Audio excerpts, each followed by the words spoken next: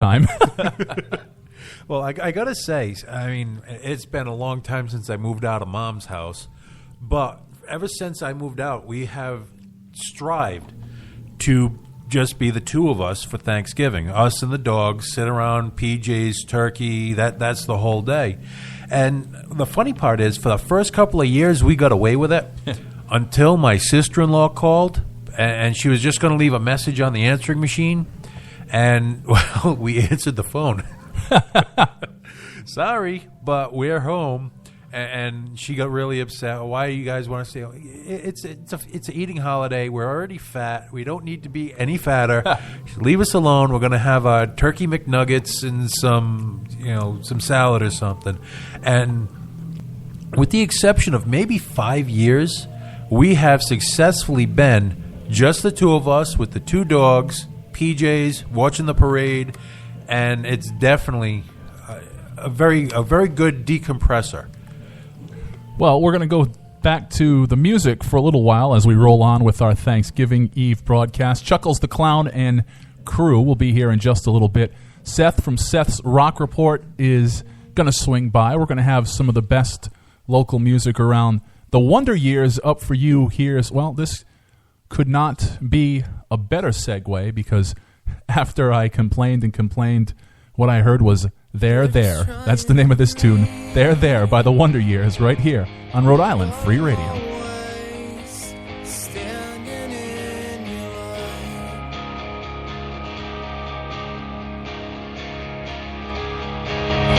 You're just trying to sleep, but always wake you up to apologize. Sorry, I don't laugh at the right time.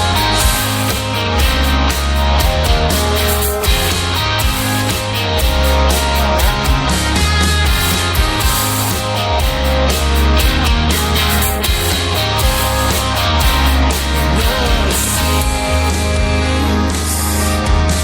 when I always sing to myself in public, I'm like a madman. I know how it seems when I'm always staring off into nothing. I'm lost in my head again. I'm sorry, I don't love you the right times.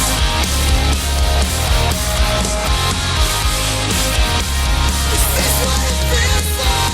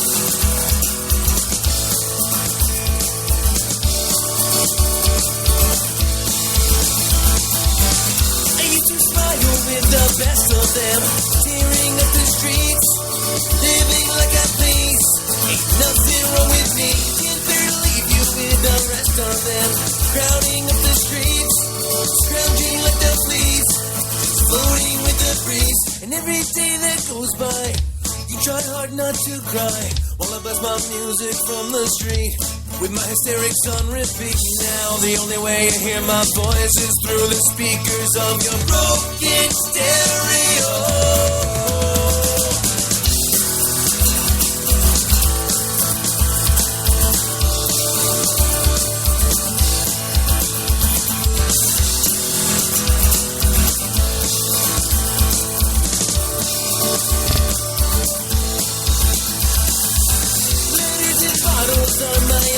shadow and making life a song. It's not helping me at all. I just document my fall. My target audience will overlook my writing on the wall. Secret to it all is the heroes always fought. And every day that goes by, I pray that you do cry. And knows you can't survive when you keep it all inside. You're about to explode, and I can't diffuse you from your broken stereo. With your bleeding mouth and broken face, you tell me you're alright. But your blackened eyes and sordid gaze say you're losing the fight. You may not be the criminal, but this is most certainly a crime. The comfort that the songs offer seems to surprise you every time.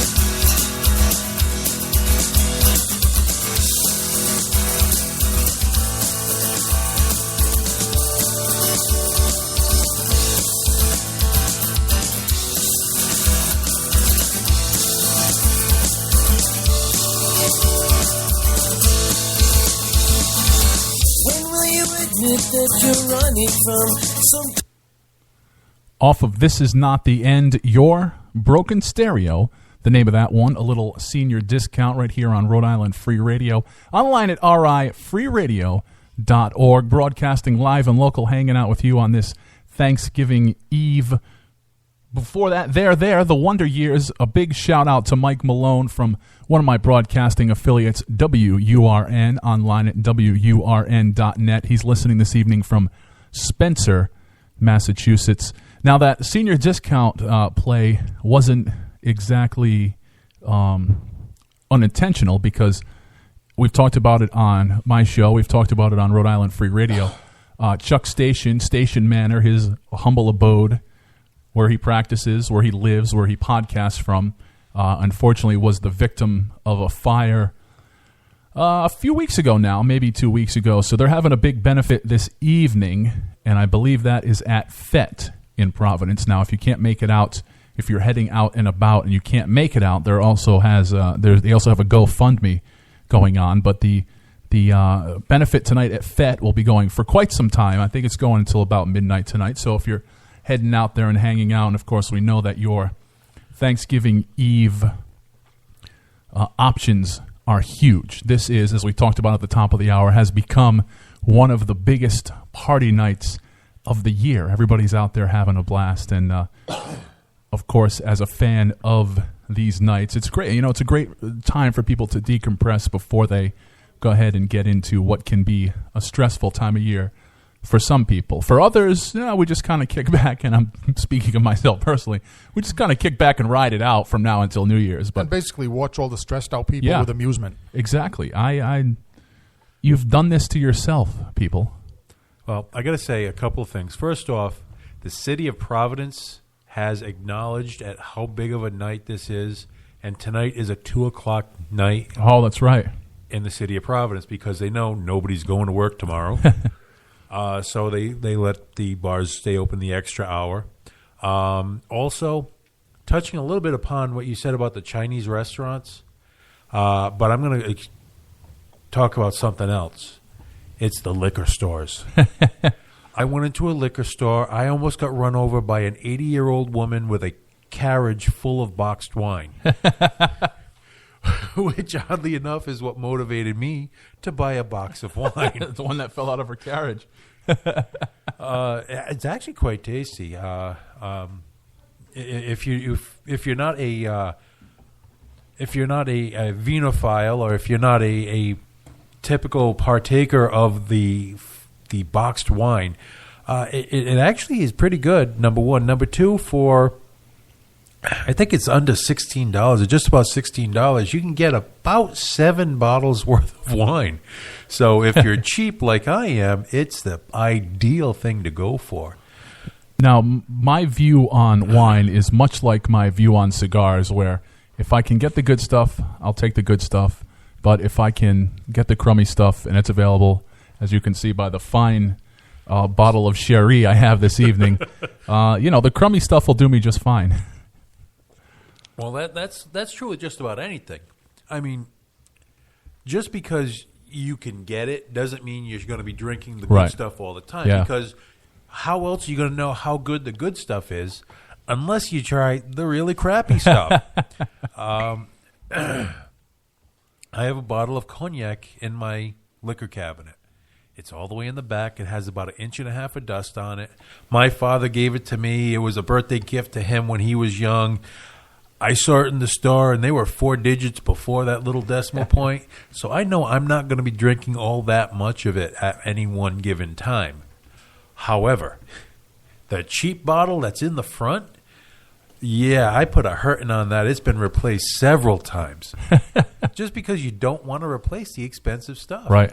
Well, just make sure there's not a night when you drink everything in the cheap bottle. You want some more. Well, and you just forget the price tag on that dusty bottle in the back, and then you wake up the next day and... It has happened. It has happened. I'm not going to lie to you and say that it hasn't.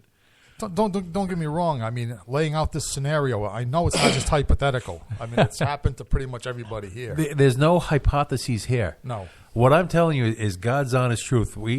I have a fire pit in my backyard. You bring out the crappy stuff. Everyone starts getting liquored up, and, hey, you want to try something good. Those are dangerous words. Yep. Especially at my house, because you don't even know. I mean, my liquor cabinet is actually a closet, a linen closet. All the shelves, all the towels are taken off, and it's just liquor. I think I've got a couple of dozen bottles in there, and it ranges from the really cheap cachaça. I think I spent like $5 on the bottle, to the bottle of VSOP cognac, to God only knows. And so how many times has this happened that you woke up the next morning and realized that you drank a whole bottle of something with a price tag you didn't? I can recall 4 times off the top of my head. There's probably more. There was a bottle of Courvoisier XO that died a sudden and tragic death. I'm not going to lie. It was good from what I remember. Everyone else tells me that it was good too, but that was just before or just after a belly flop in the pool where I blacked out. Tony's laughing because he was there at the party. Now, since this has turned into an Alcoholics Anonymous meeting somehow, have you ever drank something to such excess where, and I'm again speaking from personal experience, just seeing that liquid makes you sick or makes you nauseous?